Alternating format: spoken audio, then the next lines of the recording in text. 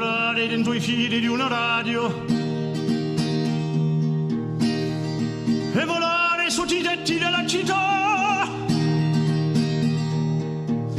incontrare le espressioni di retale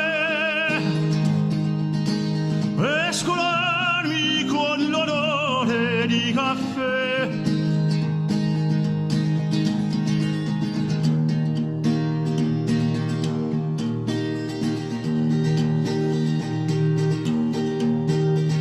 Fermarmi sul naso dei vecchi mentre leggono i giornali.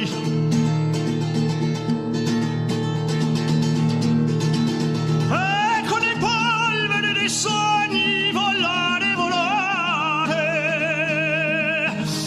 Ora fresco delle stelle anche più in là.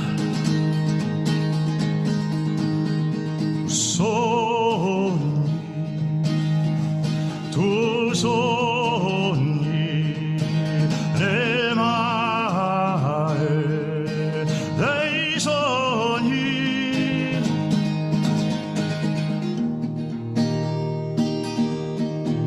Vorrei girare il cielo come le rondini e ogni tanto fermare già e là.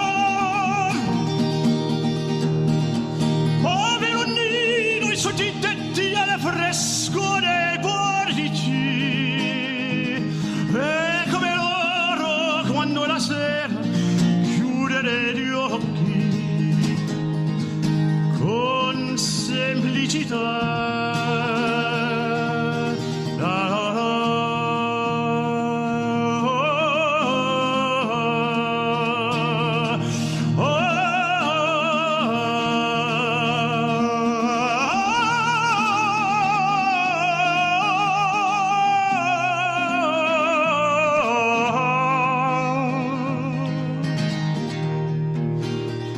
Seguire ogni battito del mio cuore per capire cos'è succede dentro e cos'è se lo muove. Da dove viene ogni tanto questo strano dolore? Vorrei capire insomma che cos'è l'amore. Dov'è che si prende? Dov'è che si dà?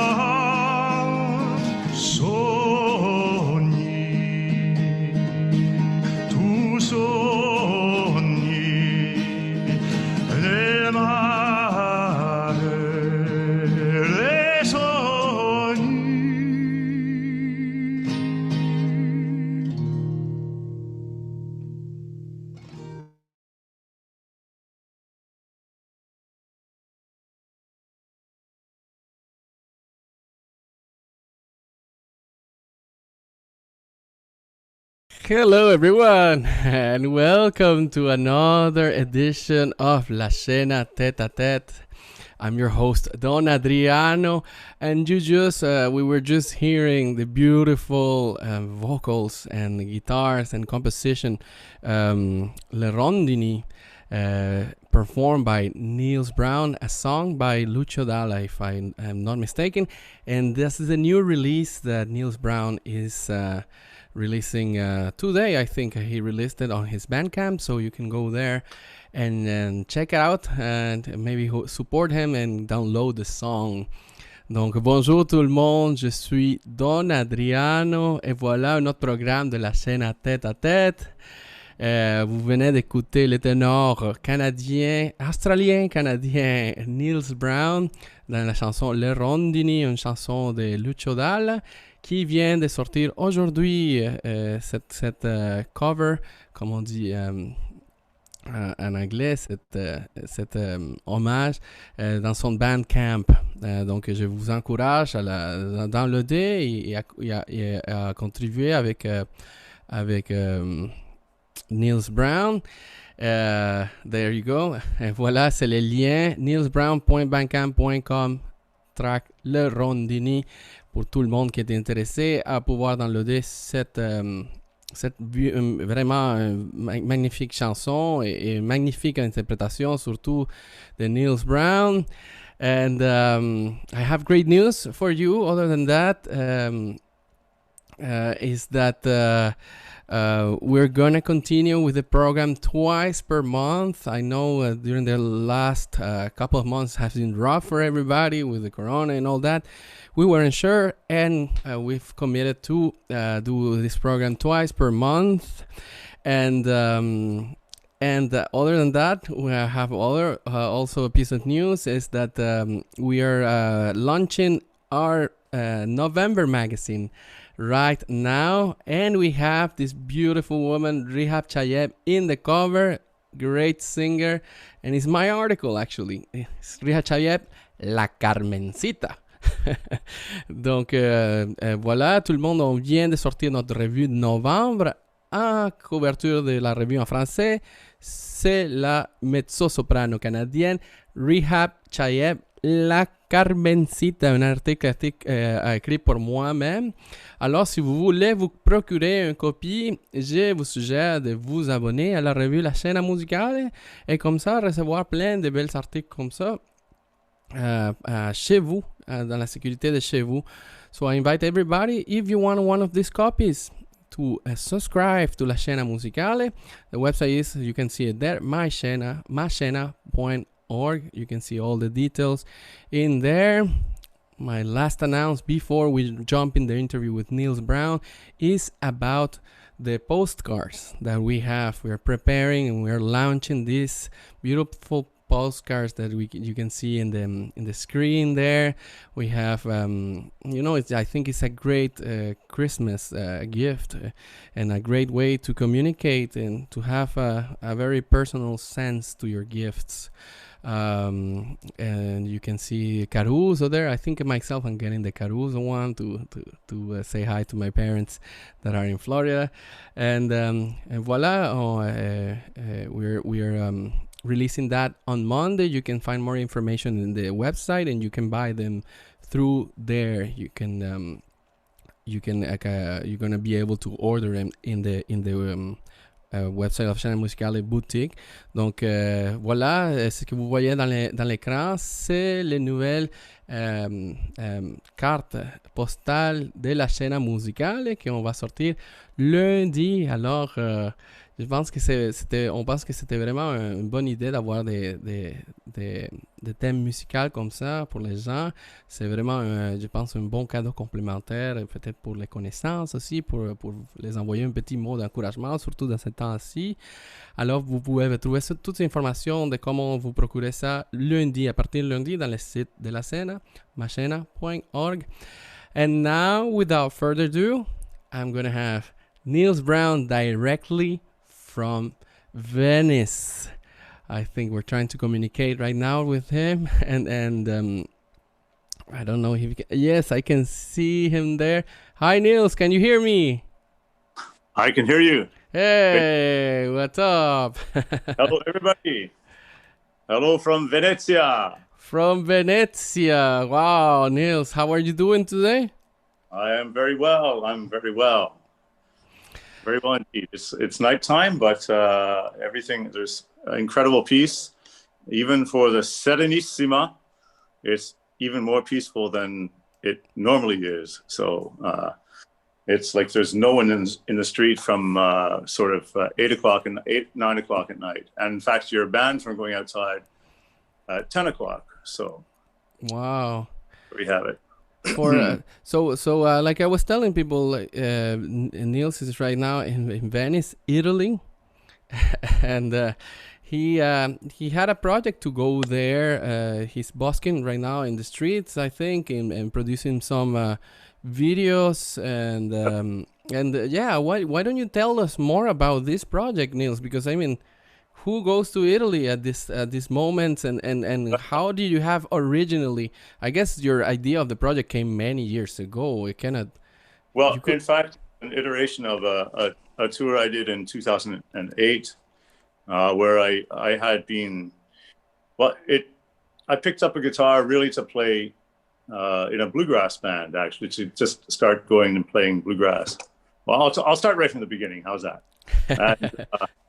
And so I was doing that, and one time in Montreal, there was a very hot, at a certain point there was a very hot bluegrass, maybe still is, but there was a lot of old time country and bluegrass going on, and I did that for a while, and then one day I started to try. I sang "O Sole Mio" with the guitar, and I was like, oh, well, that's interesting. I tried it in my kitchen. And then I even tried to sing Ideale from Paolo Tosti. So that was interesting. And I took it out. I was living near Prince Arthur, la rue Prince Arthur in Montreal. And I took O Sole Mio out one day. And you have never seen a musician crash and burn like I did. Oh, what do you mean? It's only 3 chords. And then... But you forget, I wasn't good at the guitar and still not very good, but you forget a chord and then, you have to fix that, but you forget to breathe. And then, lordy, your face is turning purple and, it's just, and you almost fall to the ground. So I was bad. And anyway, I polished up for a good number of years in Prince Arthur, and people know me from Carré Saint-Louis, the little cafe right where Prince Arthur meets Carré Saint-Louis. And I really learned what I'm doing now there. It's like my studio. And I went in 2008. So this is a reiteration of that tour. I always wanted to come back. And here I am. And it's a repertoire of Neapolitan, some Venetian songs, and I sort of, and a Sicilian some Sicilian songs, and it goes from art song through popular Neapolitan and into folk song, so it's all kind of a mix. And can so I thought it would come back. So can you tell us what exactly are you doing there? Like, okay, you're singing in the street, and how that works for maybe someone that wants to find more information about this, and also what was your tour like? What is the plan? Well, I initially wanted to leave a month earlier than I did, so I would have at this phase the country would still be open. So the way it works is I did a 14-day quarantine, and that was in a beach little holiday camp, trailer park, on the outside of the lagoon here.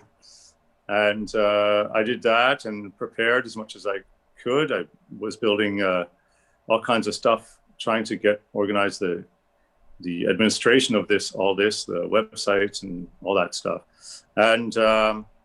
And then I have a bicycle with me, so I biked from that community to the ferry, and I came into Venice. And now what happened is after about a week and a half, the country started, the COVID really started to set in here, and so now I had a tour of Lombardy ready to do. And I was going to do I was going to map out Monteverdi's life from Cremona to Mantua to Verona, and make a little route for fans of Monteverdi to follow up to Venice. I was actually going to do it backwards, but the idea was to make films about that. Was a good part of it, of the tour, but that has had to be put aside, unfortunately. Yeah. So right now you're just planning to stay for the while. How much longer are you planning to stay there? It's the 22nd of November. Of November, okay. Then you're coming back to Canada? Yes. So I'm like, what people must be asking, well, what on earth is he doing there? Well, I sing in the street, but I met a fairly important, a very important player, a lute player. So I've been keeping myself busy we've been working on some music. Turns out Monteverdi a lot, and it's a funny story how we met. I'm doing that. I'm preparing. I've done a few videos with him. We have some programmed in the future, and just working on a few things like that. I have some Franz Liszt I want to also videotape here because he's associated with one of the three Petrarchan sonnets by Liszt have also been turned into piano pieces.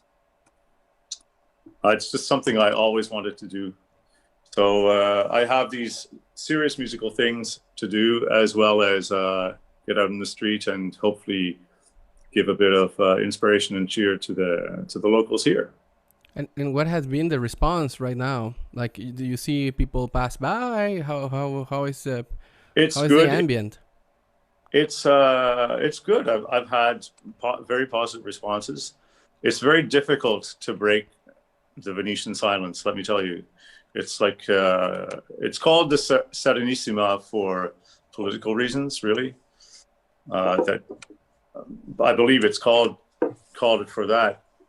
It's serene as in silent, and but it's also very extremely quiet here. You have no cars, you have no scooters, which is in Italy is like miraculous. So you end up when you arrive at a square. I'll usually insinuate myself into a situation very adroitly, if we can say, and sing. I'll usually start off with O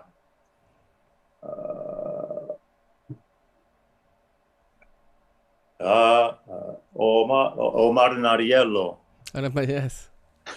which I can start like very, very sweetly. But unfortunately, that's a Neapolitan song, and it's a very sensitive topic to sing a Neapolitan song in Venice. At least I feel that. Wasn't O Sole Mio banned at some point? I don't know about this. I'm learning it from you, actually. I believe the mayor of Venice. I actually can't see you. You know what? I'm going to slide this over. Should I slide this? Mr. Oh, there you are. Oh, there we go. Good. So I believe the mayor of Venice at one point in, like, I think it was the 50s, banned O Sole Mio. The gondoliers could not sing O Sole Mio. What? Nothing more anticlimactic, you know, like in for a tourist at least, you know, like you go there, you expect that song, I guess, from the gondolier, you know. Now, I've been given a mission. I'm glad I can see you now. So I've been given a mission, and I learned this song called Peregrinazioni Lagunari, and I actually have been coaching the lyrics, which are in Venetian dialect. My coach for Venetian dialect is the Doge of Venezia. The who? The Doge, the actual, he's the boss. He's coaching you? Wait, how that happened? His name is Albert Jardin, and he's... I met him on the last trip, and he's been very helpful consulting to consult about coming here with various aspects. And there's this, and he's part of the Republic. We can say the Republican movement of Venice, and that is actually a separatist movement. I can get in trouble by talking about it, perhaps, but he's my coach for this song, and he explained that in fact Peregrinazione Lagunari is becoming the O Sole Mio of Venice. Ah. So we don't need O Sole Mio. Well, we need every one of them. Each song we need them. I guess. I don't. I'm not. I'm not into that kind of political Yes.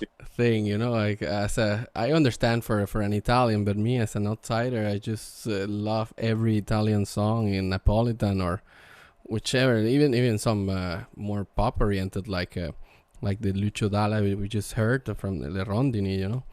So, anyways, But it's interesting to know. But I was going to continue actually because that song is quite known here, and I get a nod when people go by, and I know that song, which is great.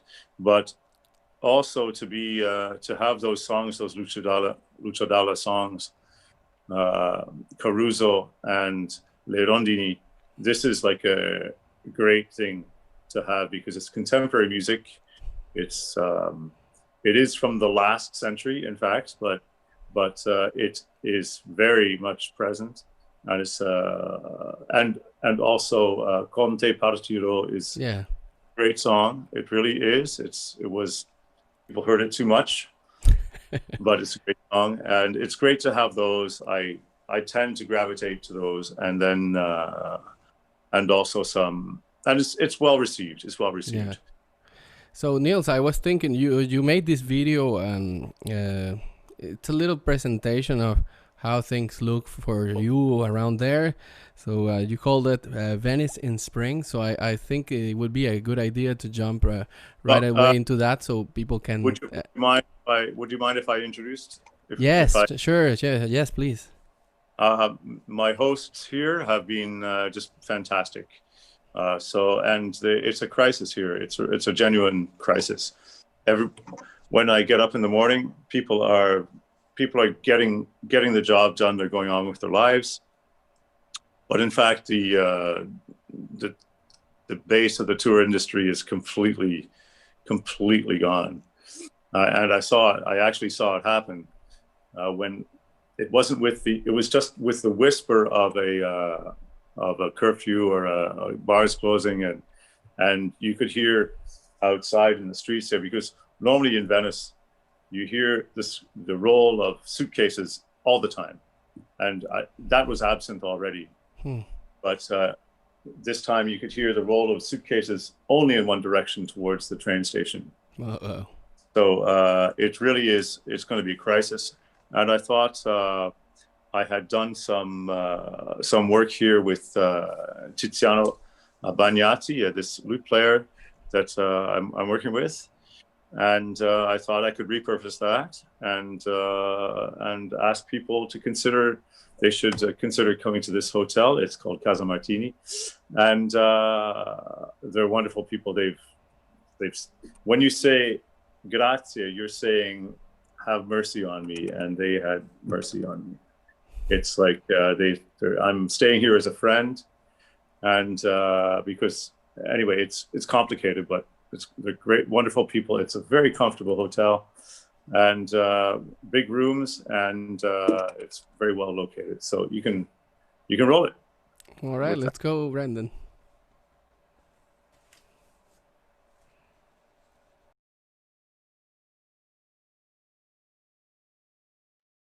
To talk to you about what's going on in Venice here, and suggest to you that it would be a great time next year, early season, to be visiting Venice. Look where I am. I am in the beautiful Casa Martini, and my hosts, Alberto and Monica De Pazzi, have been so very kind through this experience. But really, I'd like to say a word for them, because they have received me in such a beautiful way, and they do their work with such dignity and pride and kindness. It's basically the apocalypse for the entire industry of hospitality here. So I think it's a good time, if you've been considering visiting in Venice or coming back to Venice next season. around March, April, it's going to start getting going again, and it's going to be a really good time to visit Venice. And I'd really like to recommend to you this beautiful hotel. I am in a common area here, but it's three stories of beautiful, spacious rooms and very, very well located. We're in Canareggio, right next to the Fondamenta Canareggio. So you have a boat to everywhere, and you're right on the Strada Nuova. It's a real neighborhood as well. It's got locals who really engage, and I just couldn't recommend it more highly. You get an authentic Venetian experience in a real palace, and it's not expensive. It's very, very reasonable.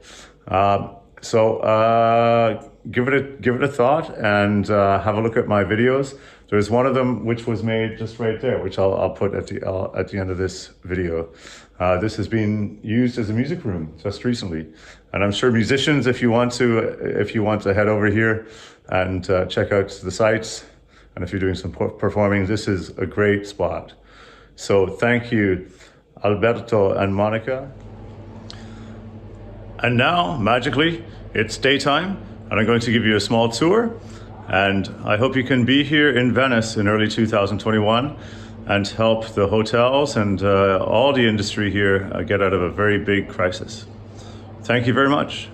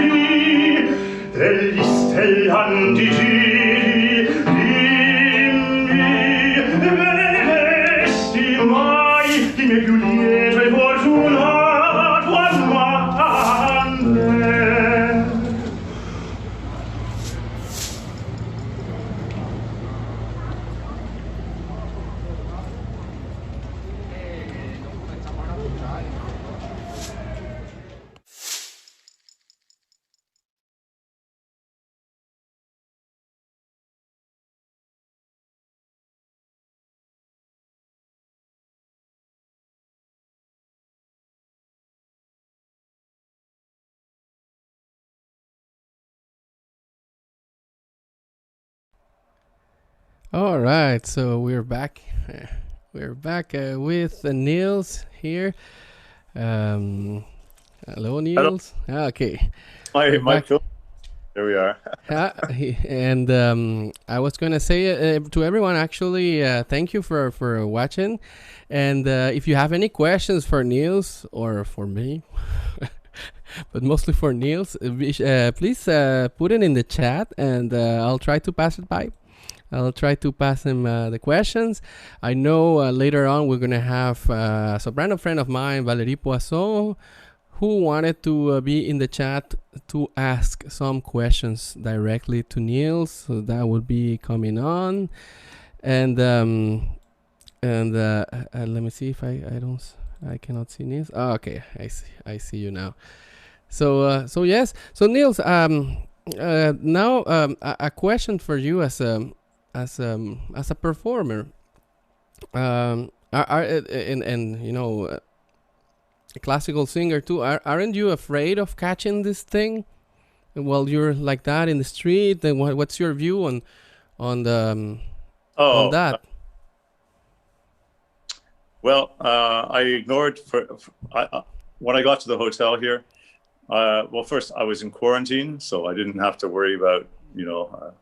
And then when I got here, I turned on the television, and I saw traffic jams of people trying to get a test. Like there was the big the numbers hadn't really gone crazy, but everybody wanted a test.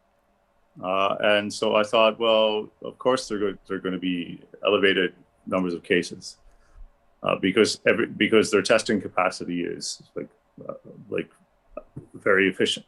Okay. If it's not very efficient, it's very present anyway, and the numbers don't reflect what was happening.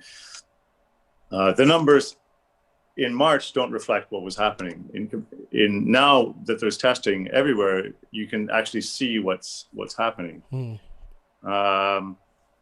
So that was one thing, and I saw first of all, I'm a singer, so I have very good habits as far as like when I come in the house, I wash the hands and a scarf most of the time. I'm careful. I mean, all the time, I've always been like 2 pairs of socks in the winter, always. I know that when I get sweaty feet, I need to change my socks. Otherwise, there's going to be there's possibility of trouble. I keep myself in good trim, even through a strenuous trip like this, and this has been tough. So there's that. All singers have a bit of a leg up. What else? I saw at the beginning also a study. Well, not the study, the actual government statistics that said if you're 79 years old, you have a 79% chance that your symptoms will be 0, or almost 0, or very little. So that's if you're 79 years old. So I was already not really that intimidated by that idea. Also, when coming to Venice, you realize that I shot a video this morning of life on the street, and there have been a few days which are a bit. You can tell people are fatigued by by what's going on, by the idea of what's going on, but they charge around like at 10 in the morning, 8 in the morning out here. Everyone's like going this way, that way. It's incredible, and old people are out. There's this group of about 6 old ladies that sit and drink their little Aperol or whatever they drink. Yeah. Just down the street here every afternoon at 4:00, and they're like old ladies. They wear a mask, yeah, and the old people are out. I mean, they really are, and it's I don't want to encourage foolishness or anything, but people are taking it in stride here for sure, and they also have, as Venetians, it's a carless society, so they walk everywhere. All their lives, they've been walking everywhere. They all look like bean poles, or they all look very fit, and so it's an athletic society. So it's got, and add to that the fact that everybody, well, it doesn't include me, but Venetians, they live in a place where the entire world comes to visit. So they have every bug that exists in the world arrives in Venice within a few weeks, pretty much. They see everything. So it's been argued that they have a boosted, a naturally robust immunity. That's why it's not being shut down. It doesn't seem close to being shut down. It doesn't. You have a 6 o'clock curfew for the bars, but during the day they get their socializing done, and it must be extremely tough for the other 6 regions, the 6 regions that are shut down, because Italians they like to be out. They're just naturally, everybody goes out for lunch. Everybody has a glass in their hand. It's just like that. So. All right. Look, I wanted to talk a little bit more for my personal curiosity, to be honest, Yeah. about your career and a bit about how things happen to you. Because to me, you seem still you are somewhat enigmatic to me. Because I try to find information about you, like where's Oh, Nils performing? Like I find yeah. we don't hear as much about you, and you're always in Montreal. And yeah, I've seen you perform with the Men in Black. You're gonna do the name Men in Black trick. So I've seen you perform with some Baroque ensembles and all that. But I wonder how you got how you got to that. How did your career evolve, and also about the opera, because you're somebody that not only loves Baroque music and song, but you're also a really good opera singer, and and you love opera from what I can tell. So Uh, so I wonder, what, like, for example, where did I start? Where did it start your love with singing? Let's start from there, and then did you went to a university, and what happened after? I kind of very curious about this.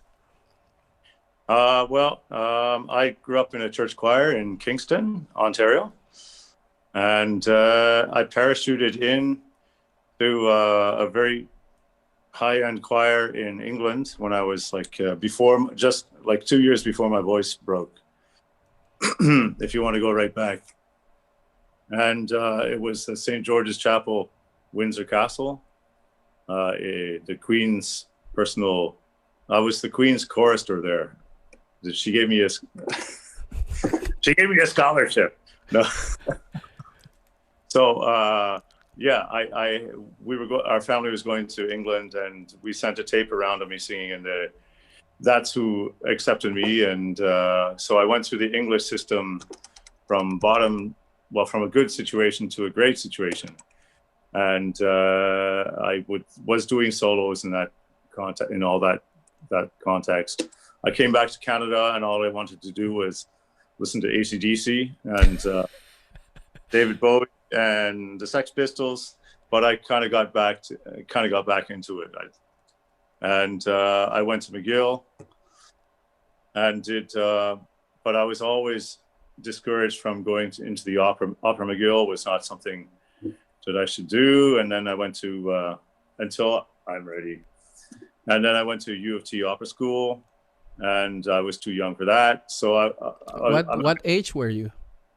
At U of T Opera School, I think I was 22, 23. Okay, yeah, you're relatively young. Yeah. So like, you know, yeah, and it went okay.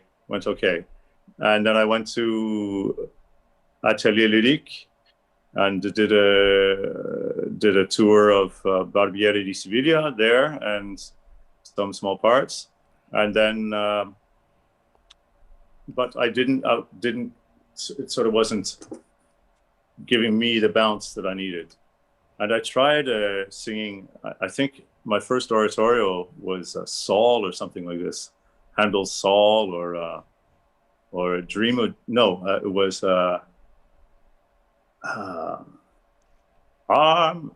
what is it? Not the Dream of Gerontius. What's the Handel that John Pierce sings? Sound and holla, sound and holla, sound and holla. It's the Judas Maccabeus. Maccabeus, yeah. And just singing with an amateur choir in Westmount, and I also sang with Cantabile in the West Island, Peter Wilshire. Thank you very much, Peter. And I just got this tremendous bounce from oratorio. Just this, you get to meet people, like real people, and oratorio it seemed natural. It just seemed right for me. So I just sort of, it ramped up pretty quick, and I was singing. I got an agent, and I was singing all across Canada, and the United States as well. And I had been in the Studio de Musique Ancienne de Montréal. Yeah. It's like really my home. It's really my home base. And I got sensibility through Christopher Jackson and the really terrifying tenor section that existed at that time, who were crazy good musicians. Michiel Schrey, my old friend from Kingston, we still sing together. Michel Léonard, Marcel Dehetre.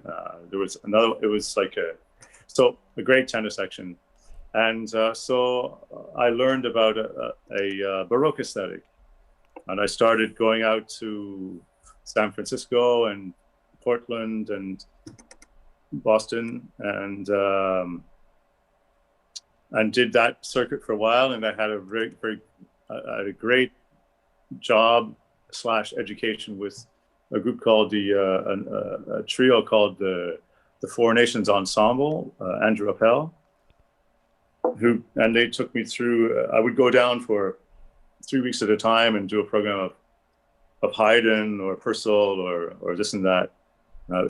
Andrew Appel is a wonderful forte pianist and harpsichord player, and so that was like an education and a job. So I just had this orientation of being in classical and Baroque, and because I had studied with Louis Quilico, like serious opera people, I had a pretty robust technique. I was very in touch with my voice, so you could put me with a Baroque, if you needed a Baroque aesthetic, but you had a big hall, I was very, very useful to you.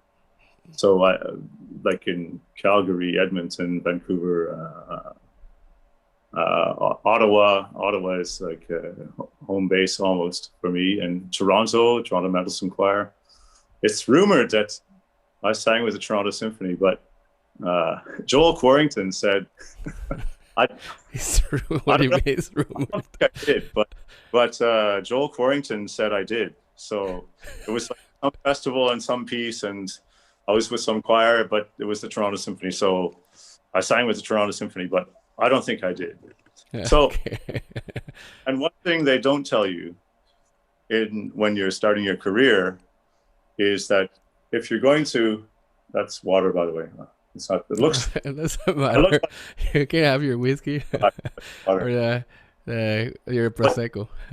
I'm sorry, it's a very long answer. No. What they don't tell you is that there are two conflicting. In December, there are two conflicting things. There is Handel's Messiah, and there's the audition season in New York City. So, and it took me years to figure that out, because you get like these offers of like, oh, okay, I can go sing 4 shows and then go over to that place and sing 5 Messiahs. But what you've done is you've left yourself out of the equation for opera, effectively. Yeah. And the Canadian system, it relies more and more on feeding into there are a lot of education. The young artist programs feed into, so you can be blocked out really quite easily. So really, that's basically what's going on. And I do a small a show with a small company here and there. It was happening every 2 years, but also I don't do the auditions quite often. I'll try to get them, and then something won't work out, or I just won't do them. So that's why I'm not present. And the houses have always seemed too big for me. Really? Back in the day, my voice was, I don't consider my voice was ready to sing, let's say, Don Pasquale. What's the role in Don Pasquale? Like even that. What? Come gentil. Yeah. I just Ernesto. So Yeah. I just didn't feel that. I think I was being the judge myself, you know. Yeah. So, But how because obviously right now, like, it's I think you can sing Ernesto. I don't know if you want to sing Ernesto anymore, but you're saying like the the volume of the voice is it's there, and then this and the carrying power, the metallic power to it. What changed? Did you really change anything, or just it came just with repetition? I ate a lot. No, in fact, when you're and my voice teacher Lena Pizzolongo Quilico is like, she pointed out that you have a very long body, and this is difficult to work with. The people who have a wider rib cage when they're like 22 or whatever, it's an enormous advantage. If you're a long, tall person, you don't to get the flexibility in the ribs. It's very difficult. I mean, I even sleep in a particular way so that my ribs don't collapse into nothing.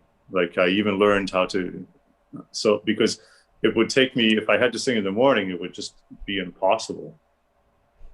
So it's the long, tall. I forget where we were, but what changed now is not good. You just, and also there's I make sure that I have a voice lesson once. Like, I take voice lessons, not all the time, but I will check in with someone like Gary Relier, and I checked in with John McMaster as well. And actually, the broadcast we did with, who's that wonderful teacher? Jack Livigny. Yes. That has helped me.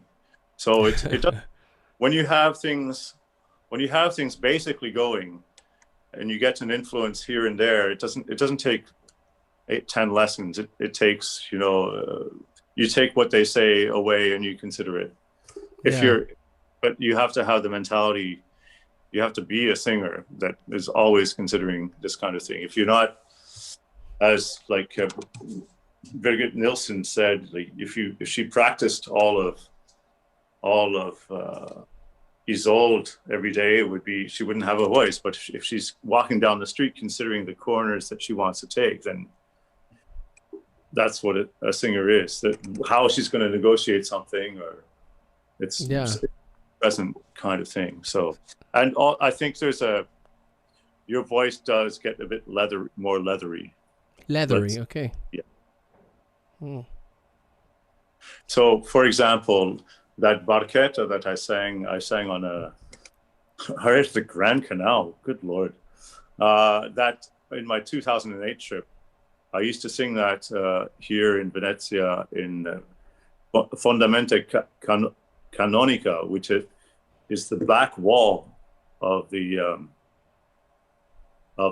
Ducal Palace, where that famous Ponte dei Sospiri, which goes across. It's a famous postcard.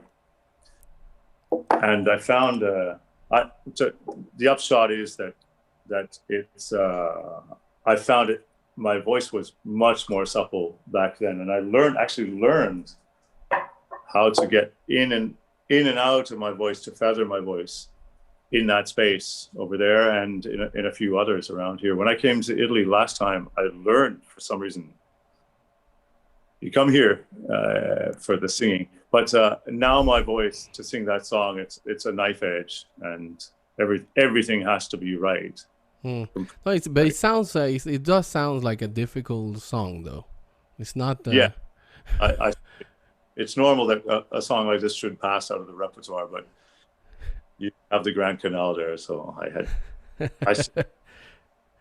So let me. I want to check here, Nils, to my right, if anybody has written some questions from you. I have somebody saying hi. It's Mary Davis Little.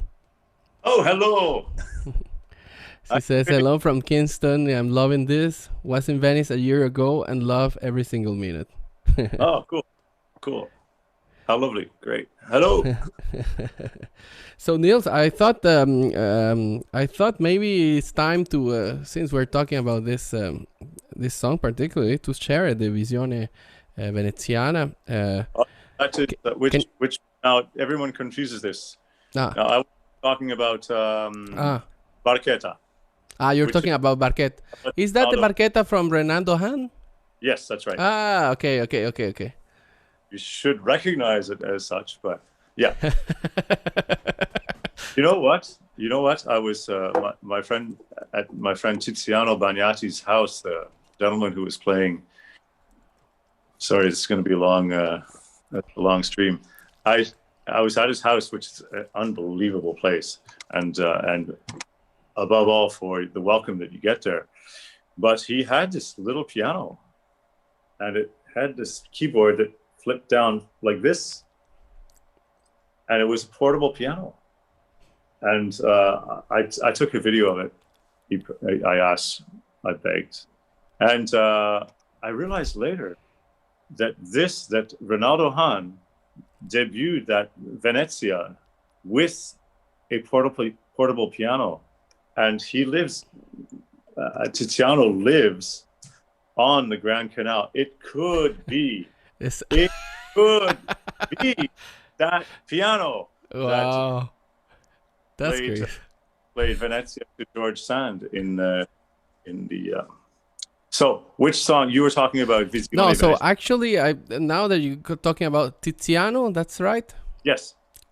So actually, before we go there, we showed it already a little excerpt there of Rosa del Ciel, but I wanted to show the whole thing so you can see the collaboration with Tiziano. Actually, can you tell the story of how you met this guy over there? You know? Okay. So I went for a walk. It's the strangest thing. So I went for a walk early morning, like very early, like 5:30. I went down and took some photographs. So like I said, some video of for another project, and I came back and there was this gentleman just like with his bags on the ground, and I said it was like a chitarrone. It was like I said, that's a Baroque guitar case. He said, yes, it is. But he was going through his bag. I said, can I help you, sir? He said, oh, no, I'm fine. I said, can I help you, sir? And he said, yeah, I have a train in like 8 minutes, and I forgot my mask. He had left his house without his mask. And I said, oh, well, I'll go upstairs. And he said, no, I'm going to find one. I said, no, you stay there. I'm going upstairs. And so I came down, and he was at the door of the hotel, and it was like really almost in front of my hotel. And I sang something, and I said, I'm a Baroque singer. And he said, really? And he said, look me up. And so he came back from his gig.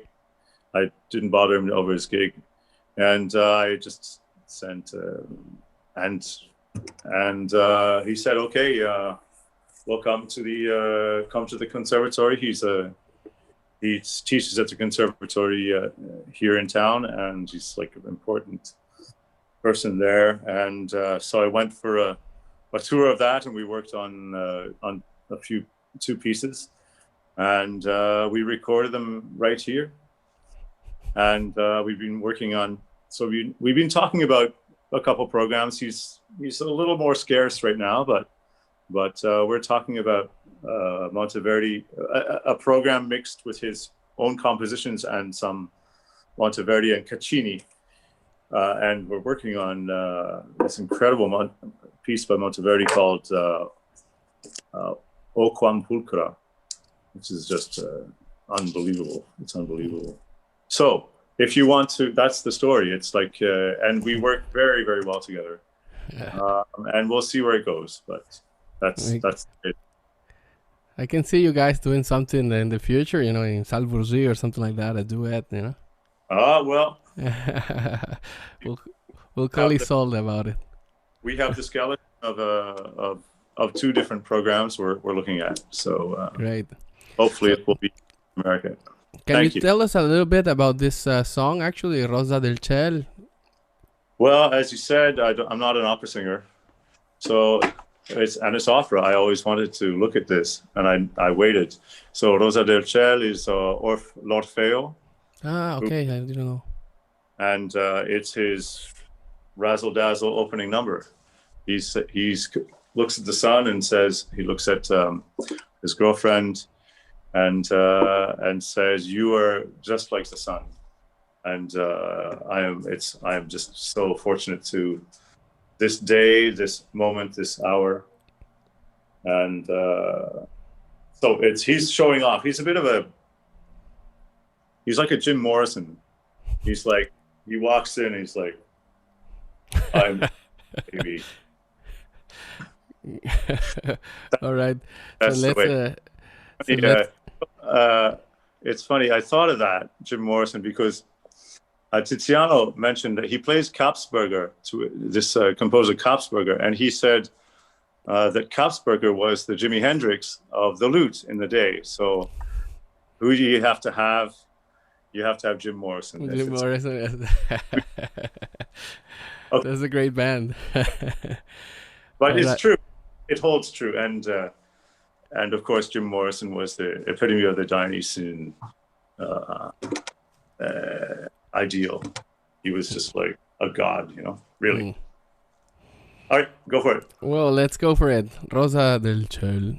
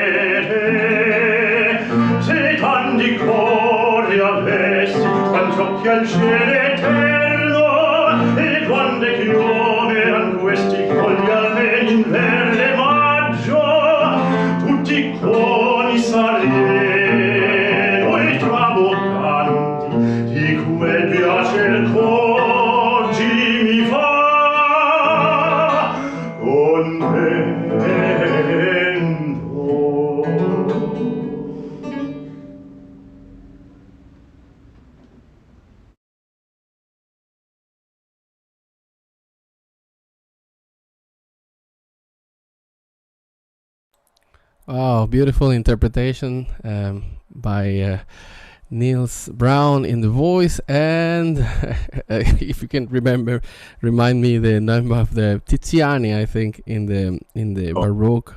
Tiziano Bagnati. Bagnati. What is that instrument called? It's a Baroque guitar? That is a theorbo.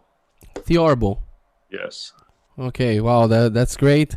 And actually, I have quite a bit of questions about that.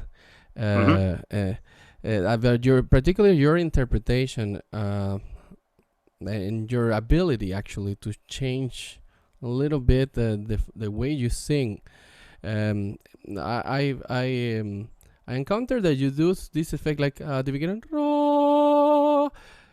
and I find it really interesting how you manage to put some operatic type of sound behind that at the end when the crescendo. I find I don't when I try to do that myself, it's very I kind of get stuck. You know what I mean? Okay. And and But, I found this is just something that you develop or you just had more naturally. it's a sort of in and out of a straight tone, which has to be negotiated. The vowel isn't really right. It should be more closed.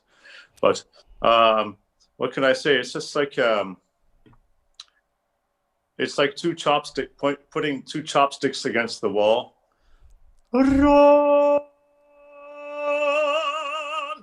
And then from the back it's like a squid like. No, it's not. Squid like. Starts it starts with two. For me, it starts with like, and then so it's a way of getting in and out of your voice with a straight tone.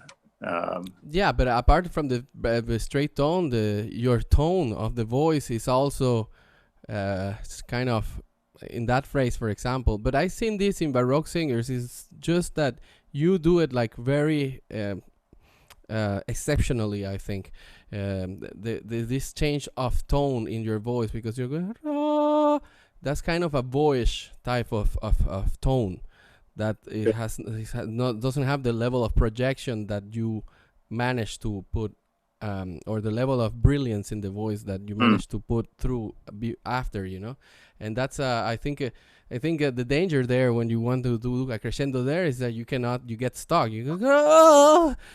If you know what I mean. I don't know if I'm explaining myself well. Tell me the name of the maestro who you had the panel. I was on the panel. Maestro in the The- yeah, Jack Levine, yeah. yes, he had this thing where I was sorry. We're talking shop, everybody. So I always thought the tilt I always thought the tilt was always back, like to Yeah. covering, but he had like this forward, oh, oh, and I've found that's helped a lot. And so, and in fact, in that instance, that's the direction to go. Yeah, okay, yeah. Can you see? Like, so it's like from So here. you think it like this. Yeah. Yeah. Like you feel your throat is doing that, like coming, tilting that way. Interesting. Yeah. But that's Maestro Levine. Livigny. Levigny. Maestro Levine, somebody else. Yeah, he nailed it. That's what I pretty much do, but that is it's a very good description of what he was saying, that the tilt is like you're tilting almost. So you're actually changing some sort of your position. You're starting from a very and then going. Not like I mean, I'm exaggerating. It's not like a. No, exactly. It's like you can touch it just like. And more like a John Vickers kind of like. Yeah. Rather than And yeah, it's interesting the thing that you're thinking forward. Yeah. And okay, so another question I have about that is Valerie is here. yes. 1 second, Valerie. I just finished this technique aspect, and then we'll be having Valerie Poisson to ask some questions directly. So, yes, Nils. So going back to the first song that you play that you're launching today, this is a song by Lucio Dalla, Le Rondini. There you also have another color. I feel there like almost you're singing almost the high notes. They are almost like open in a way. You're not doing that thing. You're really more pop like. That was a strange. It was a strange session. It was I had wanted to do that song was in a certain condition. Okay. It was better learned than I thought, but I didn't think it was actually learned. There's a few scales up, it's an incredibly difficult song, actually, because it has a 5/4 bar in it, and it has a bass that walks up and is on the 4 chord before your voice is, or just one note one bass after it. Yeah. So I just decided to go into the studio, and Marc Antoine was not Marc Antoine. The sound technician. He was very, very kind, but it just kind of just didn't have that zing, and I capoed it up to the key because I was singing it in D. And I've capoed it up to D sharp, and I just decided to sing a bit like a pop singer. So that's what you're hearing. And but I mean, it still sounds classical. But I said, he chose here like to go more like kind of thing. It was like a little bit past when I was really comfortable, but and I just said, okay, I'm just going to let it just. So it is pop singing. To a large extent. To an extent, yeah. So you tell that to a pop singer, say, no way. But you know what? I think it's actually the right vocals for that, because it really brings that contemporary sound that is Lucio Dalla. Even Caruso. Yes, famous opera singer sang that song, but it's still a pop song. And when you hear Lucio Dalla sing it, it's really more pop, Yeah. Almost. I love it. This song is incredible. Yeah. I think it was I don't know why that Luciano Pavarotti didn't record it. He did. He did some. He did Caruso, but he didn't record. He didn't record the song Le Rondini. Yes, Le Rondini, sí. Yeah. Yeah, maybe that's why I didn't know it. Until today, I was like, oh, wow, this song by Lucio Dalla, okay, this is great. I sing it here, and people remember it, and people really love it, with good reason. So... So I guess we can have now Valerie come in. So just for everybody to know a little bit what's happening, it's Valerie Poisson, soprano. She's coming. She was interested in personally asking some questions to Nils Brown, to Hello. Nils that is here. Are you here, Val? Yeah. Do you see me? Okay. Wait. Hello. Hi. I'm very fortunate that you bring me here. OK. On peut parler en français aussi. On va essayer quand même. Alors, OK, je peux switcher en anglais si vous voulez. En Québec, okay. on fait anglais et français en même temps. Cool. J'avais quelques questions pour vous. Est-ce que vous m'entendez bien? Oui. OK. Oui. La première des questions, j'ai vu que vous vous spécialisez beaucoup en baroque et j'ai une question un peu bizarre. En fait, je sais qu'il y a 2 écoles de pensée pour l'interprétation de Mozart. J'aimerais avoir votre opinion à vous. bien sûr, il y a d'autres opinions là, qui existent, mais Oui. je sais qu'il est possible d'approcher Mozart avec un point de vue un peu baroque, en ajoutant une stylistique un peu baroque.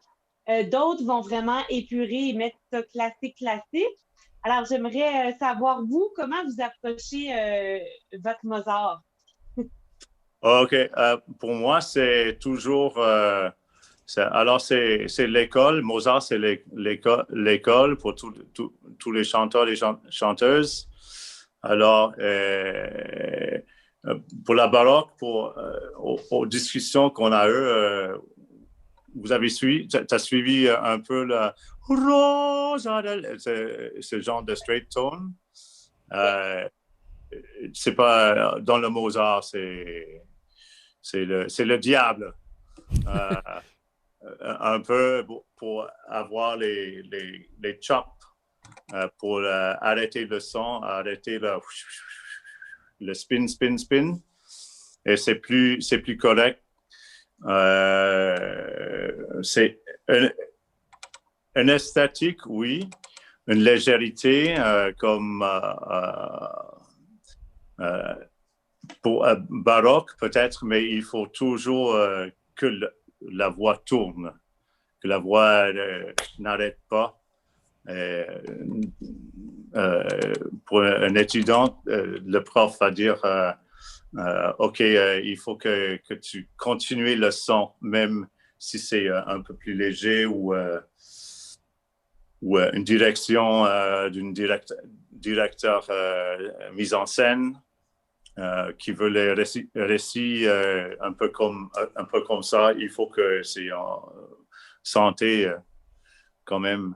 But I was never. Everyone said, "Oh, your voice is perfect for Mozart," and I am not good at Mozart. I'm the wrong person to ask. Why? But No. why do you say that? Well, why? it's. Merci Valérie. I want to hear the next question. Does that, first of all, is that logical? Yes. I have another question, but it's like, do you add, because like, for example, I really love Beverly Hills. I love other singers, Yes. of course, but I hear her, even in Bellini, she add some fioritura from a more baroque point of view, barocco point of view. And I found it interesting because she's kind of mixing the bel canto style with like the baroque point of view. Like, I feel Right. I'm not a baroque singer, but I feel it's freeing the voice. It's like more. You feel the baroque thing frees the voice. Okay. Yeah, and you can be more of an artist because you can add more notes and more, not just in the cadenza, but like, do you do that, or you beautiful? I sing only Bellini songs, but I think that seems stylistically that seems very interesting thing to a very interesting approach. It's like in Baroque music, I've had in Baroque music you can do an absurde crescendo, un crescendo complètement absurde dans un très très petit moment. J'ai d'autres ténors à côté de moi dans le choral quand je fais un crescendo. Alors qui fait c'est quoi ça? Et alors les limites pour les voix pour le bel canto, c'est comme une frontière, mais avec baroque musique, c'est loin. You can throw your voice as much as you want out in a healthy way, but with especially bel canto, the way it's à ce moment le bel canto, il y a des profs, des coachs qui disent que il faut que c'est tout le temps une ligne, le même volume. Et pour moi, c'est antithétique. Les mots de Carlo Bergonzi, c'était toujours. Et alors, quand j'étais étudiant, c'était jamais comme ça. C'était ce truc. Have you ever heard that? that you have to keep this constant line of constant volume. And Carlo Bergonzi, he always said the voice either has to be crescendoing or diminuendoing. It has to be doing one or the other. So a Baroque aesthetic where the voice is being this could work definitely. We have to remember that the first early music movement was Maria Callas, and when you think of early music, there was an Baroque, that whole Bellini and Donizetti, rare Donizetti, that was an early music movement already, and I think they were right. And Beverly Sills comes just after, so she had to find something interesting to do. Alors, very interesting. Oui, yeah. I speak English too. It's just asking question is different. Okay. So, Adrian, do I have time for another question? Yes, one last question if you want, and yes. I'm happy to be here. Thank you for visiting with us. Oh no, I'm very happy that you asked me. Okay. So as a person from somewhere else living in Italy right now, how do you feel the government help artists? Does the government is it like in Canada that it gives some funds, or because for me Italy it's so beautiful for the opera, like even in the speaking, I love going in Italy. So I hope that the art will still live there. What is your view right now with the art in Italy? I'll put on my reporter hat.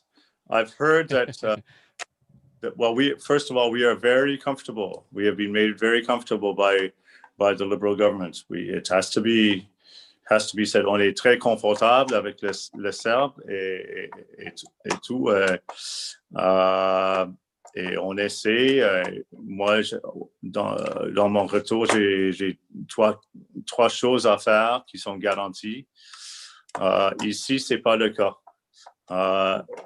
Même au Canada, on a pour les hôtels, pour l'infrastructure de tourisme, on a des subventions, on a des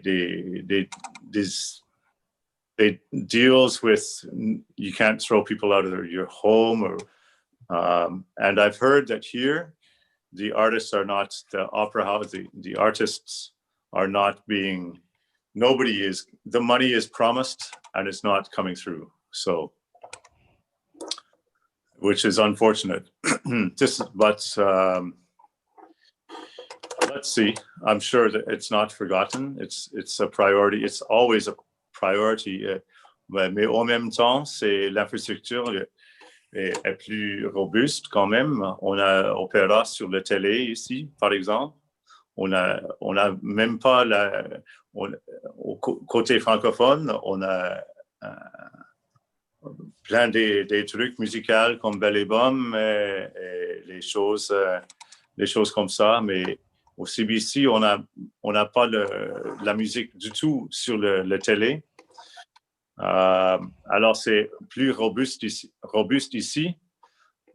Et alors, si c'est un peu moins, peut-être ils ont confiance que ça va encore exister après la crise.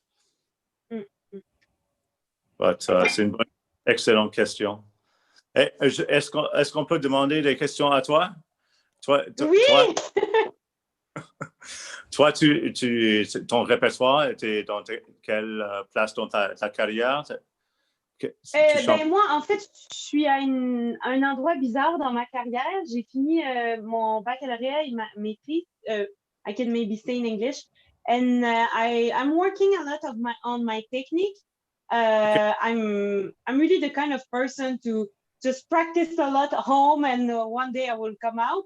But yeah, I'm wondering because. Sorry. Pas de choix à ce moment, quand même.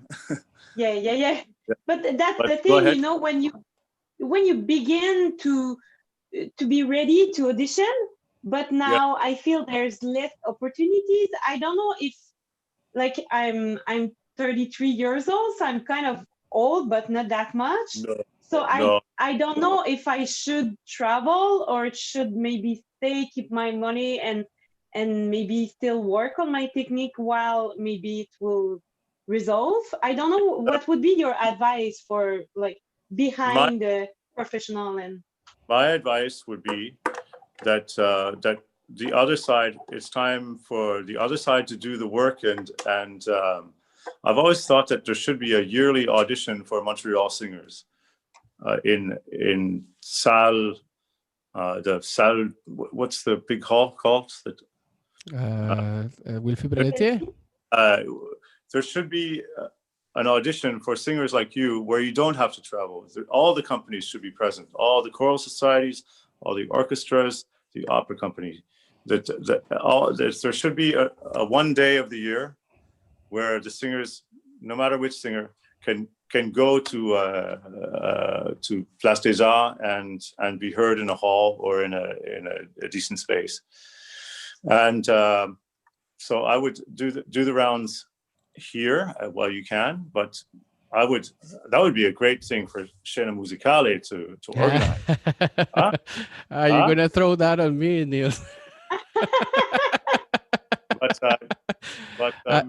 I'll gladly organize that, but the truth is, I've tried to communicate sometimes to people in Opera Montreal, and it's not easy. You know, they're not available that much, and I feel unluckily, I feel there's a lot. It's weird because it's either like people have established careers, or sometimes there's a lot of the ageism going on with the singers, you know, and I feel that's leaving a lot of talent out too. So I agree that your idea would be great to have something where kind of yearly auditions where we can have singers from Canada come in 1 week, and I think that's a great idea. I don't know if that's in the interest that they have. I know, for example, Opera Montreal, they work a lot through an agency that already it's mainly that agency. What I understand is the sends them the singers. I don't know how open they are to that, but that's just Opera Montreal. You know, there are many other things that are over there. You know. Valérie, il faut pas oublier les petites compagnies comme à Toronto, des bonnes petites compagnies à Montréal, mais aussi il y a des Tapestry.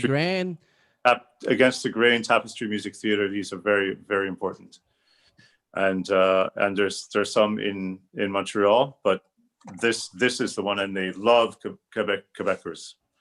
They want you to show up. So Toronto, and try to do the rounds as much as you can. Everybody is stuck now. I don't know what I had for things for last summer festivals. Are all those contracts going to be honored for next summer?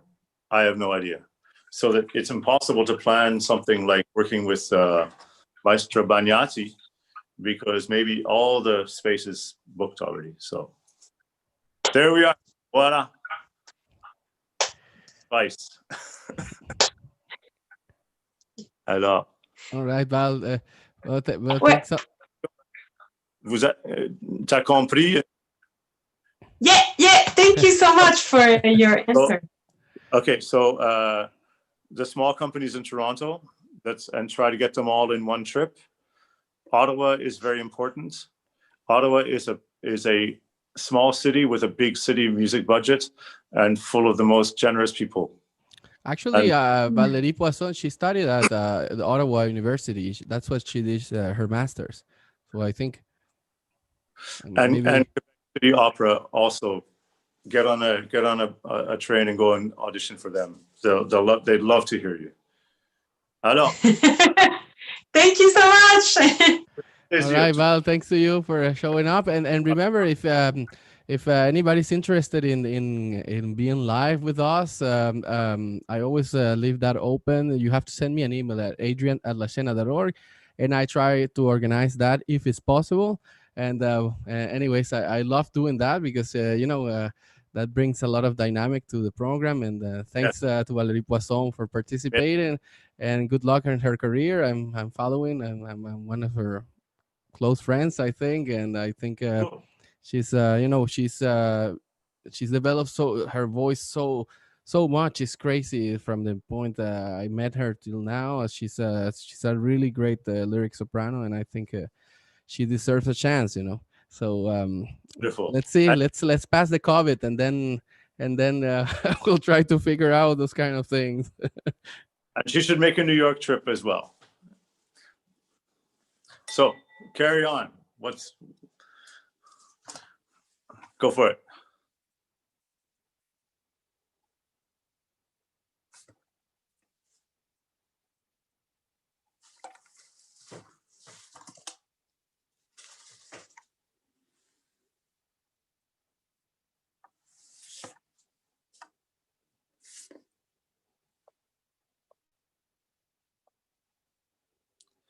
You seem muted.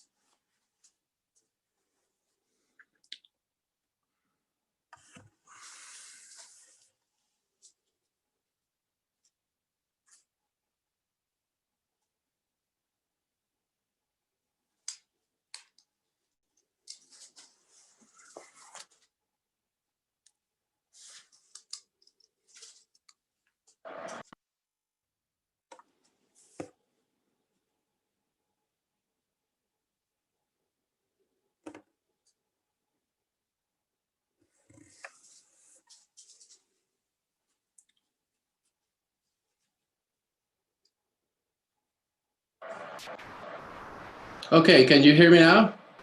Yes, I can. Okay, I'm sorry. I'm having some problems here with I don't know, something with the audio card here. But I mean, we're fine. Good. All right. So where were we? Okay, we're just saying to people that you can participate if you're interested in these conversations. Like, bring your questions up by sending me an email before the program. Said my email is adrian@lascena.org.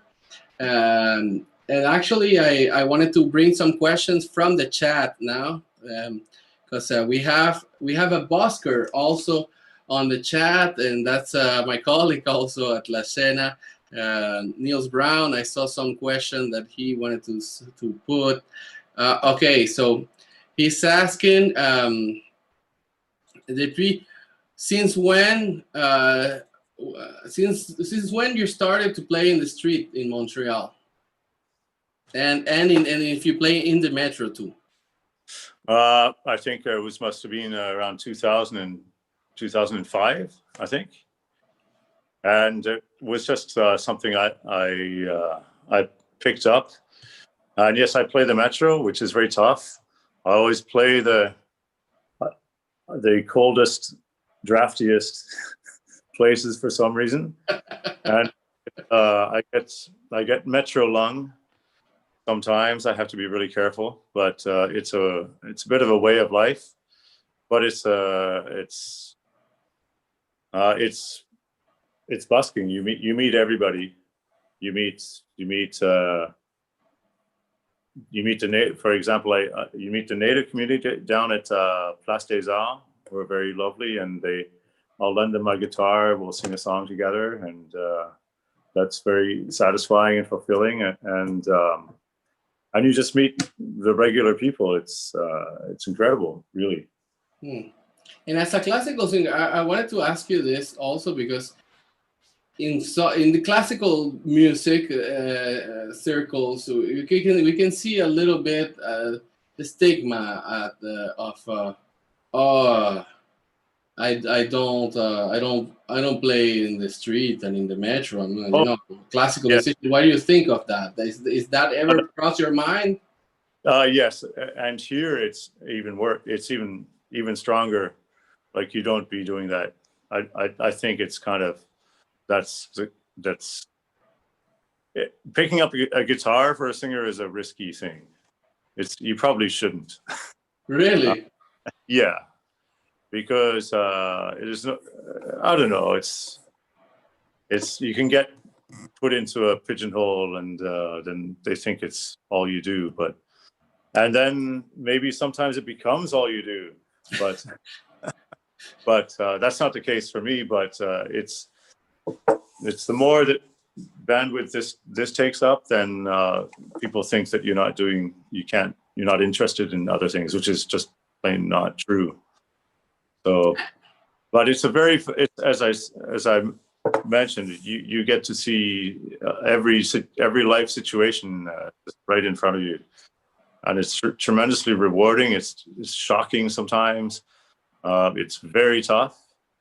It's pounding the pavement, and but it's a blast too. And you can be transformed, completely transformed by a gesture from somebody who appreciates your music. If you're having a tough day, and then someone comes along and just says something, it can completely transform you. And I don't know anything else that does that. So it's people who do what I do in this aspect of my music. That's what they're in it for, really, for that excitement. Could you share with us any anecdotes or moments, stories that you have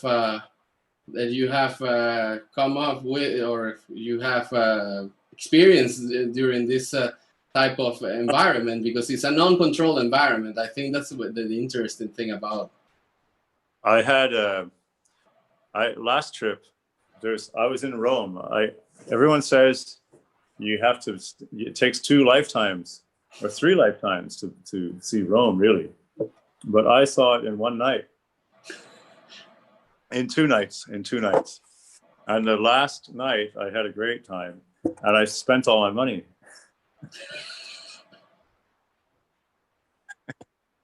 I won't say what I was doing, but anyway, I woke up and I thought, well, because Rome really was not working for me. And I thought, I have to get out of Rome. And I was in rough shape. And I took my bags with me from the hostel. I think it was a hostel I was in. And Rome really was not working with me. And so I walked around, and because to break the silence and start singing Italian music in Rome, it's crazy. It's really, really tough to do. Those first couple notes. So I found this odd stairway, which was extremely old, and it had 5 different sections. And so there I was in this stairway. I was covered. It's this covered, medieval and before stairway, and I wasn't doing very well, and I had no money. And this guy arrives. And it's the guy whose spot it was. It was the guy who worked the spot. He was like a Zigan, and that was his spot. I was in his spot. Oh no! And what he did, he said, "You don't look very well. You want a coffee?" I'm like, "What?" "Yeah, I'd love a coffee, thank you." And so he went away and he took a while, and he came back with coffee and water. And then he pulled out, he said, "No, that's," because I was up the stairs, and he says, "No, that's not the good spot. The spot is right here. Come down here. This is a good spot." And then he starts making me a sandwich. He brought a little, for some reason they like little cocktail weenies here.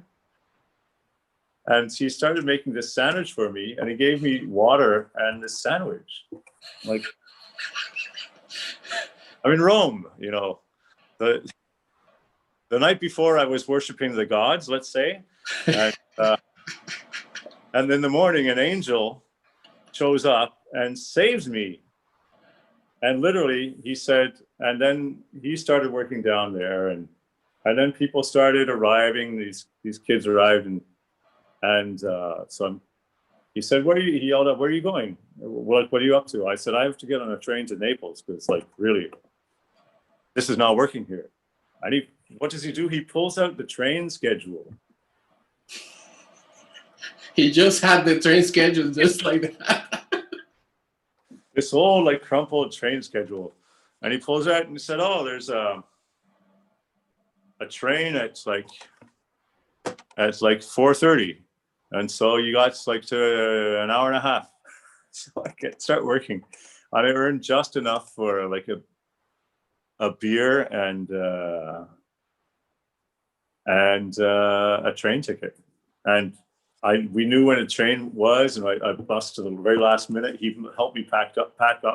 We said goodbyes, and like an angel saved me in Rome. Like literally, that's why I told it to my godmother, Jane. Wow. I told this story. She's quite religious, and she said, she's from the South. "Well, I think that was an angel. I think angel." And no, you can't argue. Could have been. Wow. With delivered. And so Seriously.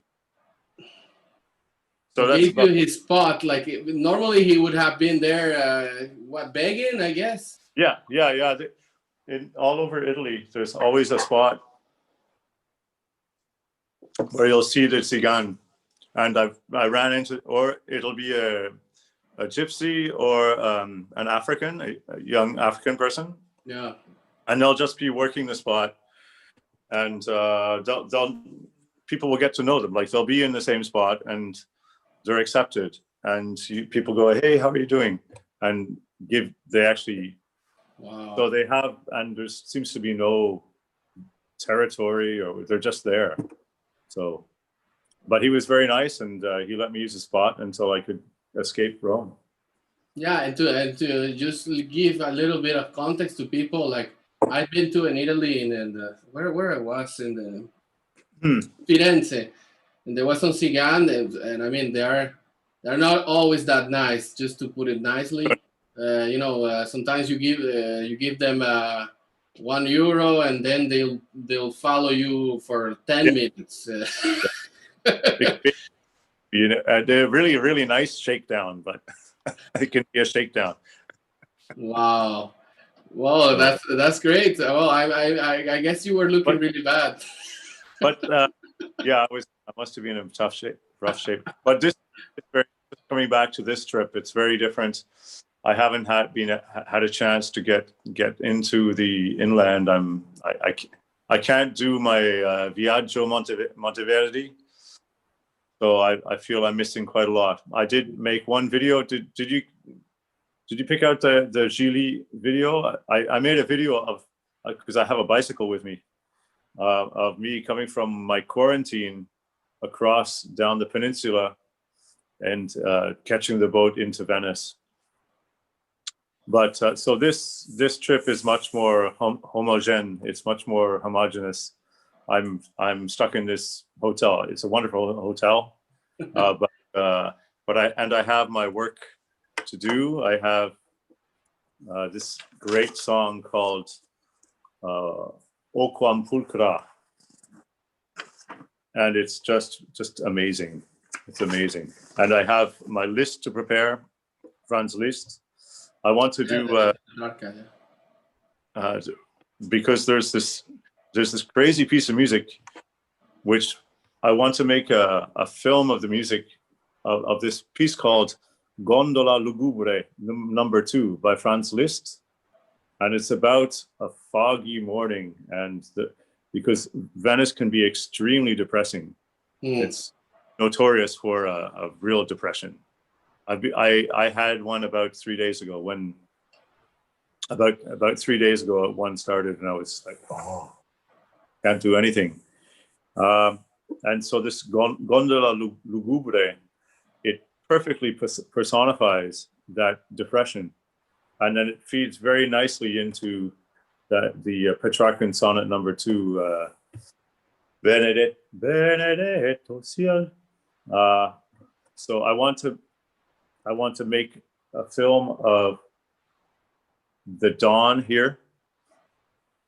There's in this piece of music, there's just like tiny little bit of light which starts shining through, and it's incredible. So I want to make a film of that of the Grand Canal and the city under darkness and under dawn, and then me singing this other piece of music. So Nils, I thought it would be, now that you were a little bit describing this gloomy atmosphere and all this, I wanted to play this song Visione Veneziana. Okay. Can you present a little bit the song and what was the context, how you came to that video? Yes, and I apologize for the sound already. It's the one I just made recently. With the bells, yeah. Yes. Okay. So this is a song from the 20s or 30s, I think, and 1920s, 1930s, and it's about. It's not known. It's known by people who know music, but it's not like a Neapolitan song, a famous Neapolitan song like "Video mare quanto bello." It's known by classical people and the public, and it really is. It should be better known.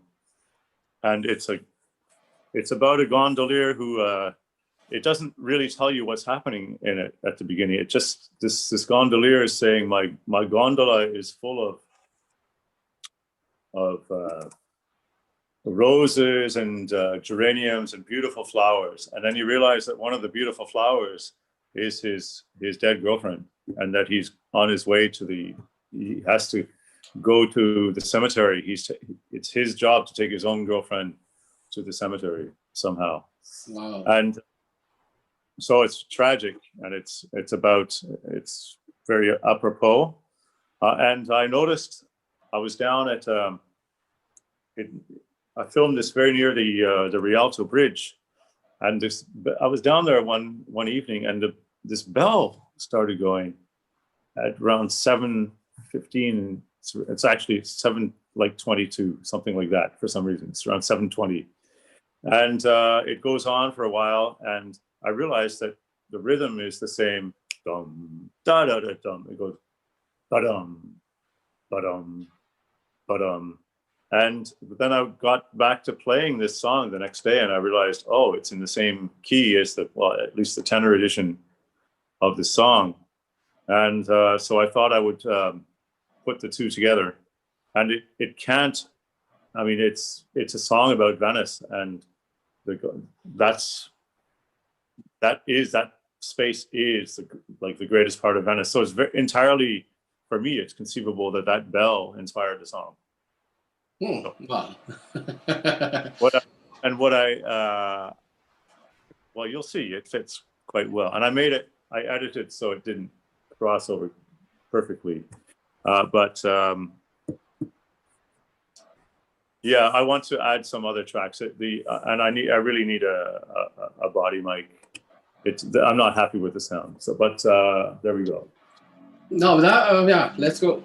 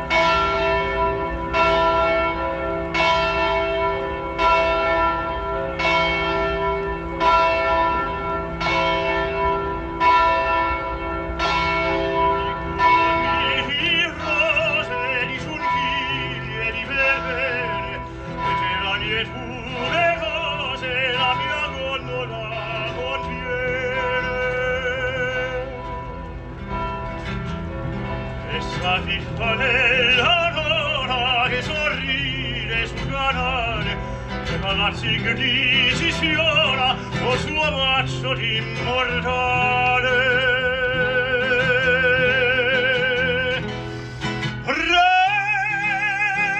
Presso ad una testa bionda che fra le vetrine affonda, che di rosa si incorona il mio caro s'abbandona.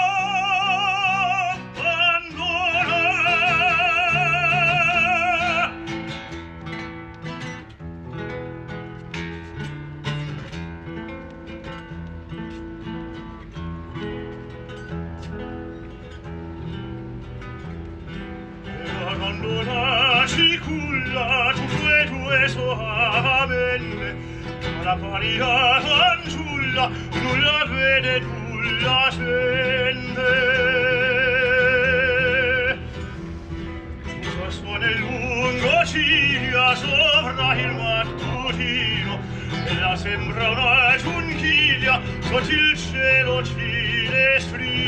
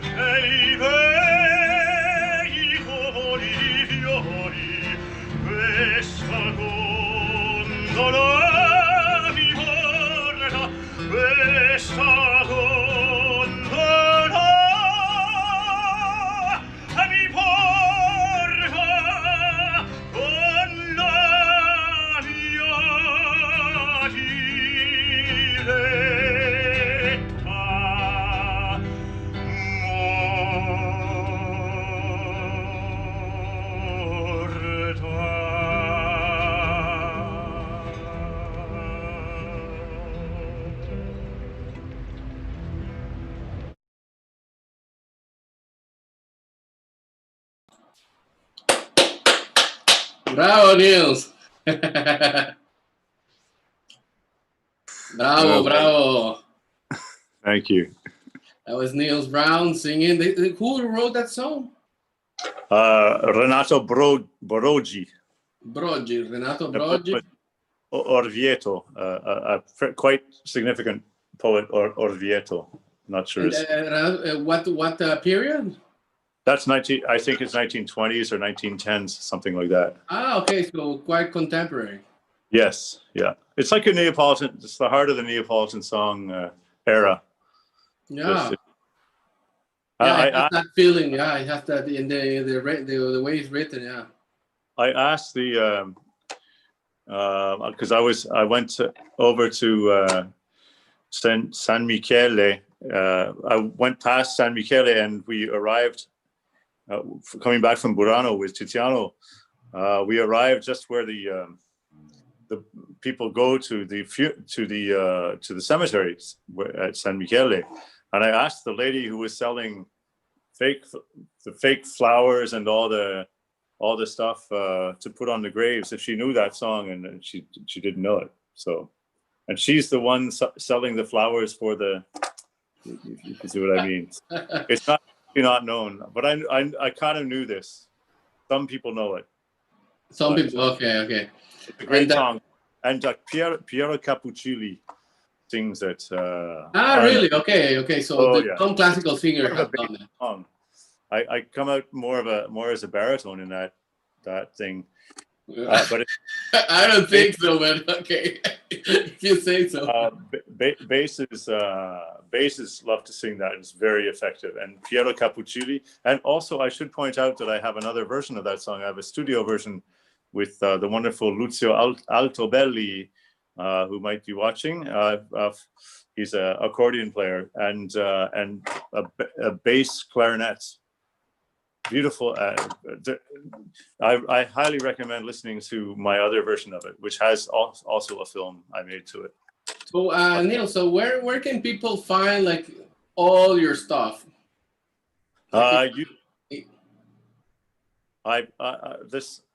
This whole trip has been a war with the internet for me. and I've given up on my website. I've just given up. So it's on the channel where you find that is most of my stuff, and I have another Nils Brown. Look up the same tune, and you'll find some other things. But that's where it's all assembled, basically on YouTube. On YouTube. Okay. Soon I will have. Now I really want to mention my trio, which I will be getting back to. With Marc Pietzma and Baptiste Jean-Baptiste. Okay. We are going to be doing some shows and some broadcasts when I get back. We did a show up north on a dock, and it was like kind of a warm up. And because I had a trio a long time ago after my 2008 with Jordan Officer, the wonderful guitarist, and I will be putting up.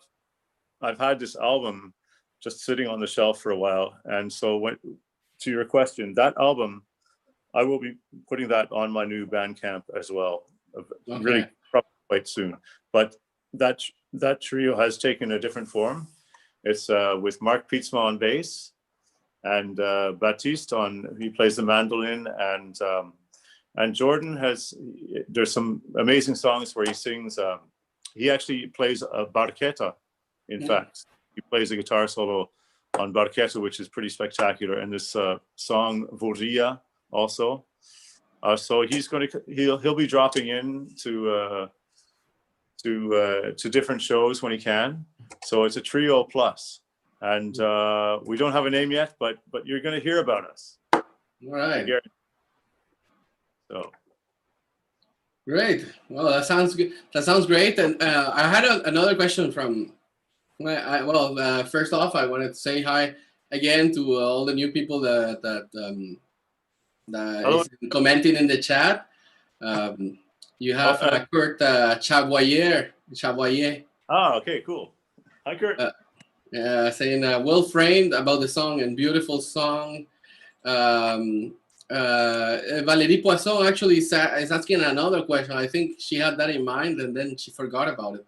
It's she's starting her own opera company actually in Trois-Rivières. That's a project that she's been doing during this quarantine, to get her going.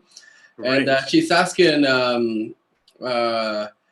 if this goes through, what do you think is missing right now in the opera world? I think the opera world was going very, very well. I think if you want an unvarnished opinion, I think that. But what is missing from that is the question. What is missing from the opera world? Yeah, because she's trying to frame her company like what she could do that is not. I think she has excellent opportunity before her, and it's the best thing because there's so many. The young artist programs are like they're kind of taking over, and this is taking up the opera consumer dollar, I think, quite a bit, and it leaves people at the end of their stage without access to jobs. It sort of dries up. Jeunesse Musicale does great job, and what's the and the company Nona, Alain Nona, what is Les Jeunes Ambassadeurs Lyriques? Yes, they project people out into the world, but a young company like in Trois-Rivières, that's fantastic news. That's fantastic news. I'd like to do an audition. But yeah, the opera world, it's a sad story at the Metropolitan, and it's a shame that it was not as they have excellent artistic management, but the policy of having one singer, which was before Monsieur Nézet-Séguin, of having one singer per role over a season rather than mixing up different, so that the audience can compare the big star to the not big star.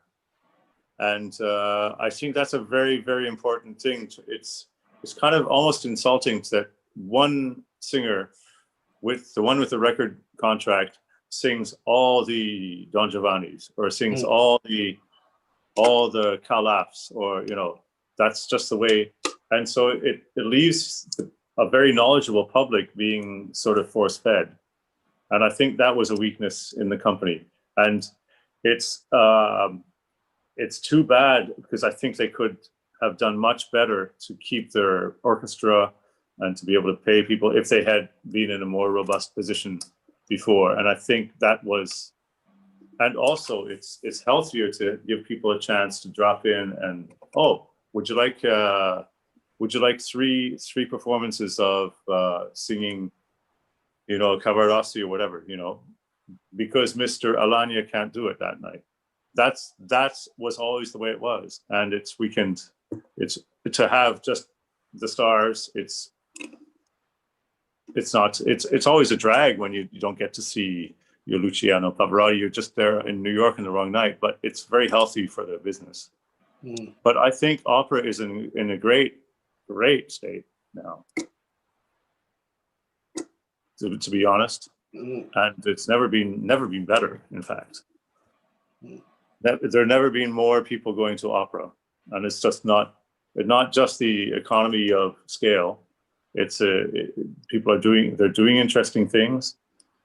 Finally, I always had the idea of a web broadcast of La Voix Humaine from somebody's apartment, from a loft. But and finally, it's happening. Now it's happening. I suggested that to Opéra de Montréal, and they were like, okay. And I think they're doing it, or somebody else is. But it's the Opéra de Montréal, yeah. Okay.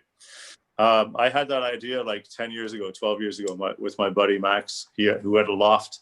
He had a loft which had a crane in it, and these doors where you could. It was on the second floor, and a crane came through, and so we were going to do it like 4 times and have a different ending each time. So one time she would be like with the noose and like rushing out and like killing herself. And then the other time you're going to have somebody, like, you'd be cutting away to her boyfriend, like on the phone, like, because it would be contemporary, on the phone, coming and just knocking on the door just as she's about to like rush out or shoot herself. And so it would be like a suspense kind of thing, because it's not specific. It's not specifically specified in the score what happens, in fact, at the end of La Voix Humaine. Valérie, I wish you like bonne chance. C'est une très, très bonne affaire que tu commences. It's like great. This is what we need. Brava. And do that and sing, and you're going to be it's going to go great.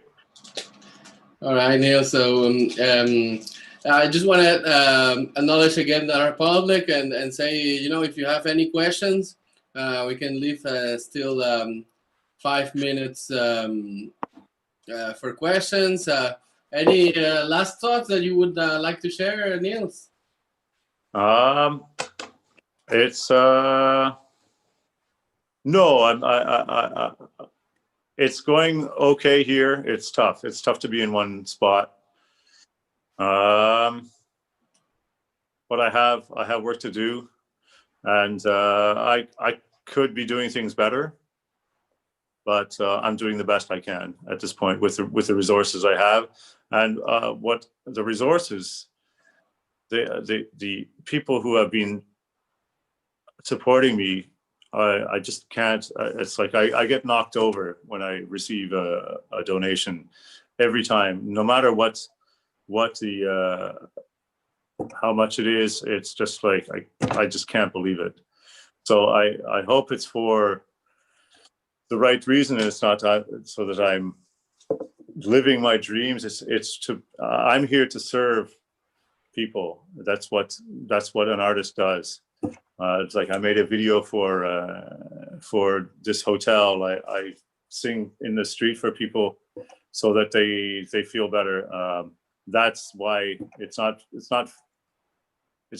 my project, but it's like it's my project for other people, and I do feel like a brat being here in Venice a little bit. It's very nice here, but in fact, when I arrived here, I was so stressed out, and I know the city so well from the last trip. I just was like it was like implanted in my brain. I was just walking and like it didn't even register. Almost like, yeah, it took a few minutes, but it was such a hard landing here. It was a very difficult trip to arrive here. And so I barely noticed that I'm here. Like I'm enjoying it, but I'm trying to, sometimes I'll give people I'll call them up and give them a tour of just through of the city. I'm doing this for everybody, like for the people here, and I'm trying to get my artistic stuff done, which is happening. But the films I need to do better. So. All right, Neil. So well, thanks a lot, and I wish you the best luck, and hopefully, once you're back, things get rolling a little bit more with the arts, with people being able to express themselves by going to shows, by singing, by sharing, But anyways, I think you're doing a great job. You're really brave to be doing what you're doing. I'm sorry. I think you're doing a great job, and very courageous and brave actions. To go there and still go with the process that you wanted to go with. If there are people having a tough time, it's just try to put one foot in front of the other and take good inspiration there's inspiration from people that you meet walking down the street. It's a tough time for everybody, and we all have to pull together. So I do the best I can. All right. All right. Well, thanks, Nils, and this is La Cena Tete a Tete. This was Nils Brown with me, direct from Venice. Look him up on YouTube. I think you can find most of the stuff he's producing lately with in Venice. He's coming up with a video almost every day. What's your next video, Nils? Next video? Oh boy, I'm not sure. I put you on the spot. This is Media Week. I really want to finish. I shot some beautiful film of an incredible sunny day. My first, just very kind of lost song that was very popular, and it's very short. And Il mio primo amor sei tu. And it's like it's going to be my tribute to Venice, because it's my first love, really. I love Venice. I've never worked harder in my life.